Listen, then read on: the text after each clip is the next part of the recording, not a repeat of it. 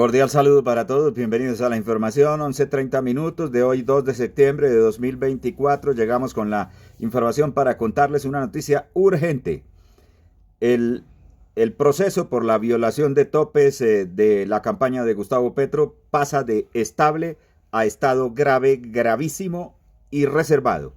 Escuchemos esta información importantísima para todos los colombianos. La campaña del presidente Gustavo Petro habría incurrido en violación de los topes legales de gastos y financiación en las dos vueltas de la elección presidencial.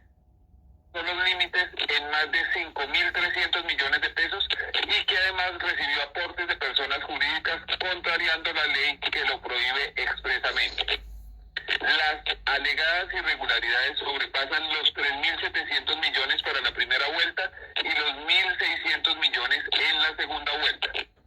Según la investigación, en la primera vuelta hubo 7 violaciones. Las vamos a contar una por una. Primero, la campaña del hoy presidente Gustavo Petro omitió reportar un aporte de 500 millones de pesos de la Federación Colombiana de Trabajadores de la Educación, FECODE. La campaña argumenta que no recibió ese aporte, sino que lo hizo el movimiento político Colombia Humana. Sin embargo, los investigadores encontraron un acta del Comité Ejecutivo del Sindicato de Educadores que señala que el aporte fue aprobado por FECODE como, abro comillas, apoyo económico a la campaña del candidato Gustavo Petro, cierro comillas.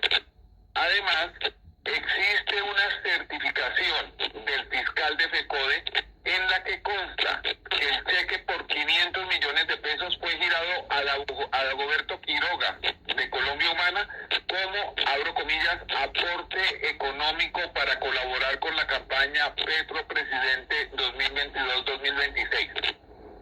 Esa plata llegó a la empresa Ingenial Media, la misma que le pagaba al asesor catalán Xavier Vendrell y cuyo nombre él no quiso revelar hace unos días en su entrevista aquí en la W.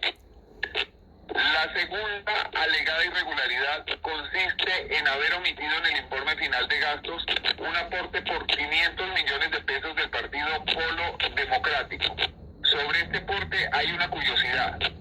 Inicialmente apareció en la contabilidad como préstamo a la campaña y después se esfumó en los libros, en los registros posteriores. Con esos 500 millones ya se violarían los topes de la primera vuelta. Tercero, esta es la tercera presunta irregularidad y vuelve a aparecer la firma Ingenial Media. Se trata de la omisión de pagos por 931 millones de pesos a testigos electorales. Para efectuar dichos pagos, Ingenial contrató con otra compañía llamada Matrix Giros y Servicios. Una fuente de la campaña sostiene que esos no son gastos propiamente de campaña, sino posteriores, y se basa en un concepto jurídico del abogado de la propia campaña, Jonathan Ramírez, quien, dicho sea de paso, fue nombrado en el gobierno Petro como secretario general del Departamento de Prosperidad Social de PS y renunció en medio de cuestionamientos por corrupción. Lo inexplicable es que en la campaña de 2018, el presidente Gustavo Petro había admitido que este costo de testigos sí era parte de los gastos de campaña. Y además recibió su campaña reposición de gastos por parte del Estado por ese concepto. Me dice la fuente actual de la campaña que la gerente era otra, la doctora Blanca Inés Durán. Eso es cierto, pero el candidato era el mismo y sin que hubiera cambiado la norma, declaró en la campaña lo que omitió en la siguiente. La cuarta irregularidad es la factura refundida de Caracol Televisión. Una cuenta por algo más de 356 millones de pesos por publicidad en la primera vuelta que solo fue reportada en la segunda. Como tuve ocasión de explicarlo ampliamente en la última columna de Los de Ángeles y en Twitter, los topes son distintos para primera y segunda. La campaña debe declararlos separadamente y solo con ese gasto ya se habían violado los límites legales de gastos. Quinto, la quinta presunta irregularidad saca otra vez el nombre Ingenial Media.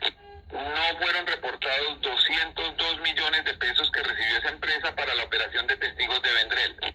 La plata venía de la campaña al Senado del Pacto Histórico que tuvo como como representante legal al actual ministro de Salud, Guillermo Alfonso Jaramillo.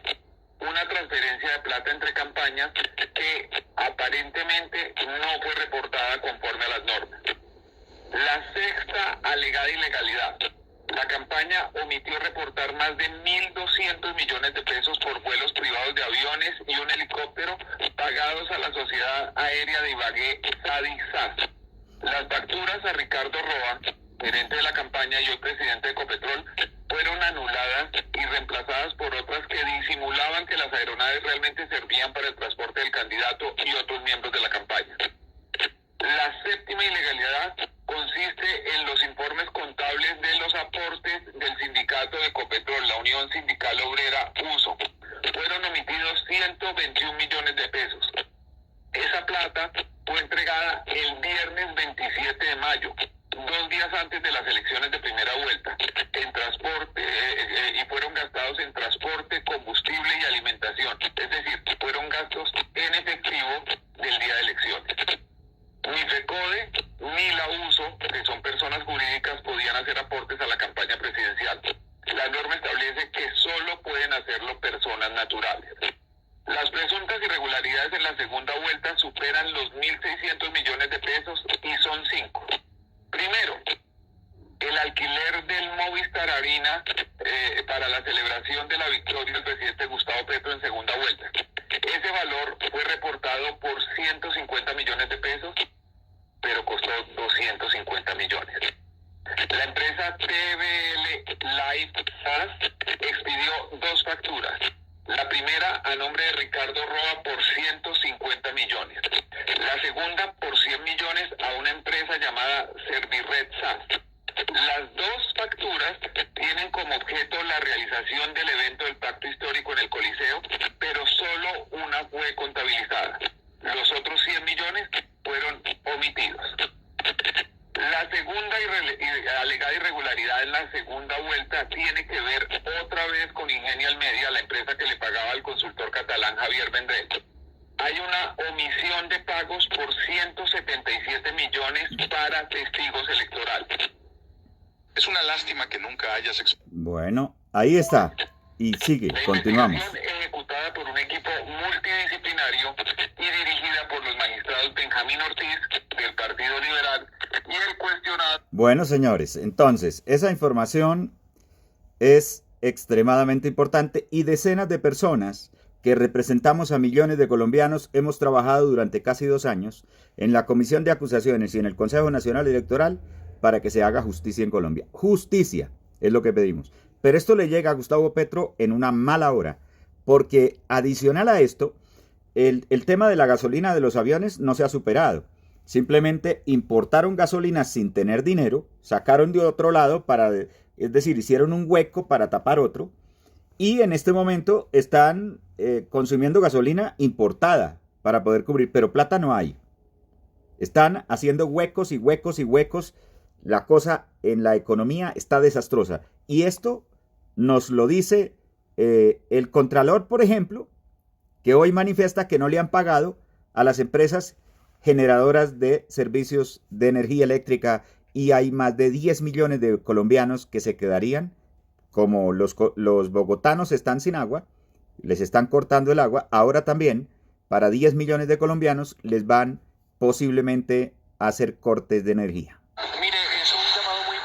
Porque la Contraloría acaba de advertir que 10 millones de colombianos podrían quedar sin servicio de energía. ¿Cuáles son las razones, Nicolás Rojas?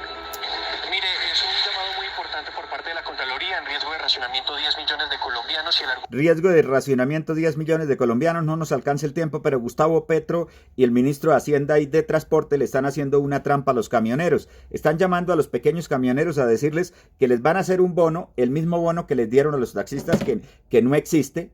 Les hicieron trampa durante 2 años y no les dieron nada. Es el mismo plan que les están proponiendo en este momento a los camioneros. No se dejen convencer. El paro de camiones va con todos los camioneros que hay en Colombia y todos los transportadores. Esto es para comentarlo, para compartirlo. Está llegando a su fin. Les pregunto a ustedes, escríbame, el gobierno